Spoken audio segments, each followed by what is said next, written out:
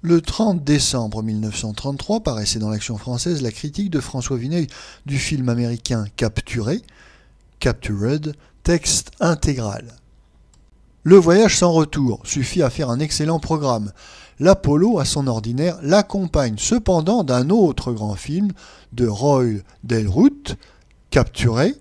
Il n'y a pas lieu d'être trop sévère puisque le temps que l'on perd à voir Capturé serait encore plus mal rempli par les actualités et quelques maussades documentaires.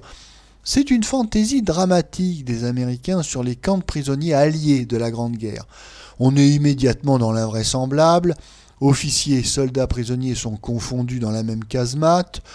Le camp, où ils resteront des années, est à 20 km des lignes, paraît-il. Plusieurs allusions à la brutalité des gardes-chiourmes allemands surprennent au pays de M. Hearst. Elles ne sont pas d'ailleurs très adroites. En aucune circonstance les Allemands n'oublient la hiérarchie militaire. Les Américains ne le soupçonnent pas. Les sévices qu'endurent les prisonniers restent aussi des cas particuliers. Arrive un colonel allemand moins inhumain avec qui les malheureux peuvent s'entendre.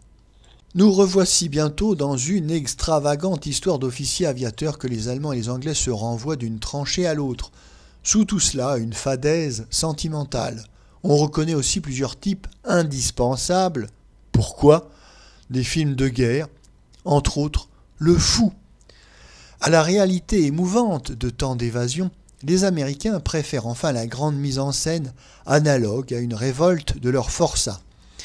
Le camp entier se soulève, fracasse un nombre prodigieux d'ennemis à coups de gourdin, gagne en masse un terrain d'aviation, d'où il pourra s'évader en masse sur une nuée d'appareils.